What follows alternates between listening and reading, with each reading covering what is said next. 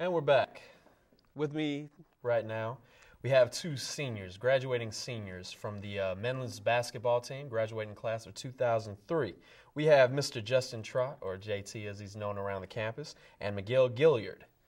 So these are two outstanding athletes. I'm going to jump right ahead and ask you guys, this is like one of the most sought after, kids on the basketball courts, on the blacktops back at home in whatever park.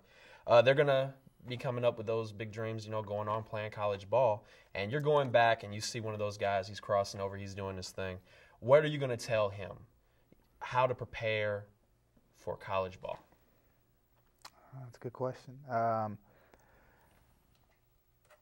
College basketball is the same as street basketball. It really is. It's having fun. It's what you put in, definitely.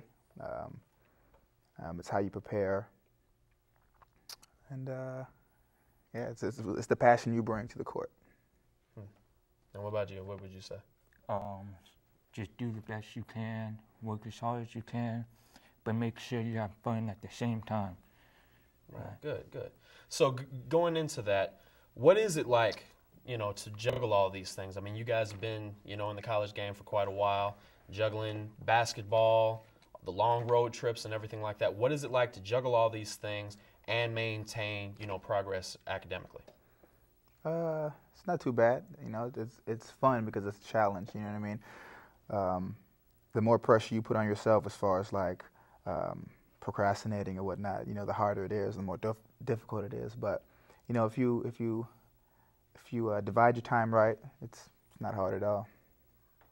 Given the different opportunities that an athlete has, whether it's on the field or maybe behind the scenes as far as being an athlete or maybe even being a coach, do you have any goals after you walk away from the college game? Well, my goal is to try to play professionally, but I also want to give back to the community, maybe coach some, junior high team and just help out the kids, make sure they have fun. Good. All right. What about you? Playing professionally, it was never a goal until I lost my last game, and I went home for spring break, and I was like, man, I can't be done. You know what I mean? Because you don't have that same intensity. I can't, try to dunk on my mom. You know what I mean? So, definitely, I'm gonna go ahead and give it a go. I'm gonna see if I can play professionally. Okay. So, let's see. Gotta ask. You guys have been going to the playoffs, pretty consistently for the past few years. I gotta ask you, being a part of that, getting that, that taste of the playoffs, what has got to be preseason, regular season, postseason? What is the most memorable moment you guys have on that court? I would have to say the national tournament, because you get a chance to see different teams from all over the country play, and to see that we're there with them, it's like a special feeling, Yeah. What about you? You agree with that? Sure. I don't really have one moment. It's kind of infusion of 4 years. So it's anytime you get to put on a show for people. That's cool. Okay, let's get back to the academic aspect. Your majors. I'm a business major and a sports management major. I'm in management information system. Okay, great. Wow, I know I've come out there and I've seen a few games and I see how the crowd gets rowdy. And it's great to have you guys with us. Let's just go ahead right now and let's see some footage from these guys do their thing here on Menlo Talk. John Jackson with his second field goal. He averages 17.5 per game. He's something else, and there is a three by Trott. And it's suddenly an 11-6 game thanks to a couple of triples by Trevor Mates and Justin Trott at a timeout called by Notre Dame as Coach George Puo calls a break.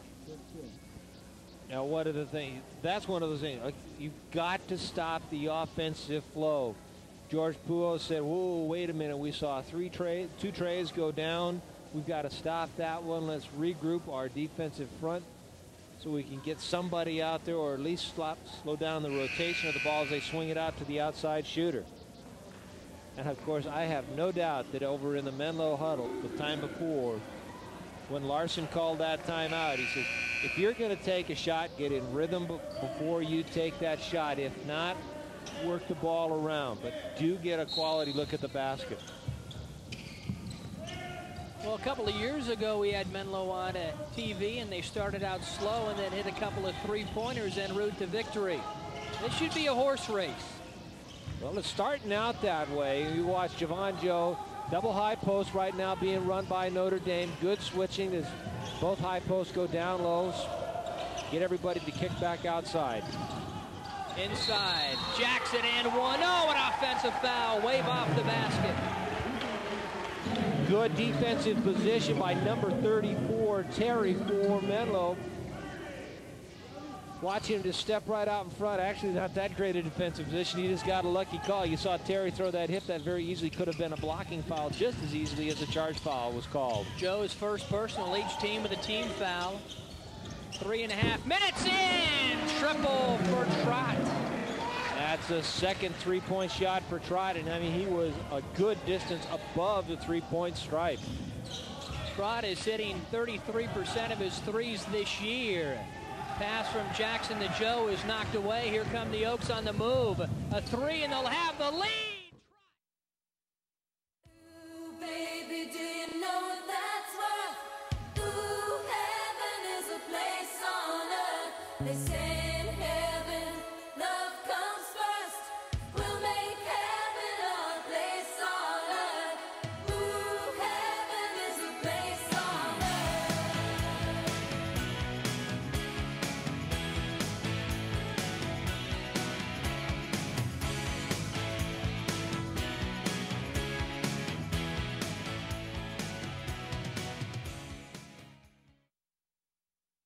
From a different country? I know. Yes.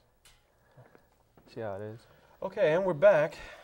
With us, last but not least, a group of guys that I have a little bit more personal connection with, fellow football players, members of the this past season's football team. We have Mr. Dwayne Sherry, a senior, graduating senior this year, and Aaliyah Akau. Akau. Sorry. That's all right. All right, so fellas, I'm going to go right into it. You first. What has it been like managing school and athletics at the college level? Jeez. You know, I'm not really your ideal student. It's been tough just because you got to figure out what the teachers are looking for. You know, which ones you actually have to go to class, which ones you can get away without going to class. Of course, you need to talk to them first and let them know what your schedule is like and, you know, why you can't make it to class. But it's challenging, especially with football because you're real tired after practice because the coach just makes you run and run and run. It's like there's only 100 yards in the field, coach. What about you? What would you say? It's different from me. I mean, from high school, you always had that person there to push you to do your homework, like your parents. Right. Coming up here is different. You're on your own. You got to do everything on your own. So, I mean, it's been tough for me, like just trying to get up for class. Yeah. So given that, I guess it kind of goes without saying you guys occasionally feel stressed out, overworked, and just burned out from practice after practice, class after class. Am I right or what? I wouldn't really say stressed out or burned out. You're tired. Like, there's a difference because, like, stress, it plays on the psyche a little because it's a little emotional. Yeah. It's just, like, physical fatigue. You just don't want to do anything. You just want to cuddle with your PlayStation and call it a day. And what about you? Yeah, it's tough. I mean, well, for me personally, it's been stressful. I mean, coming after practice after those long, he makes us run sprints, and he goes until he's done, and he's not even doing anything, you know. So, it's been stressful for me mostly. Yeah. Okay, gonna put you guys in the situation now. See a little kid back there playing Pop Warner, going into freshman high school ball. What are you telling them, getting them ready for the next 4 to 8 years? Playing football, high school, and college, and hopefully beyond. What would you suggest? Work on your game, you know, on and off the field. Like, you got to have everything clicking. School especially, like, get your work ethic set. That's one thing I really regret personally is not having a work ethic at all. It makes life a lot harder. Like, they say it only takes 21 days to make a habit. So just do what you can for 21 days and hope it sticks. What about you? It's different. Like, if I had to tell someone something, especially little kids, it's never give up, because for me it was tough because of my size and stature. I always had something to prove to somebody. So like if I was, going back and telling someone, it's never give up, because you never know what could happen. Just give your best at everything you do. Would you say that just the experiences with football and just dealing with the adversity of juggling academics, athletics, would you say that that's going to have a major impact or somewhat of an impact, or maybe not even at all, into your life after college? Oh, yeah.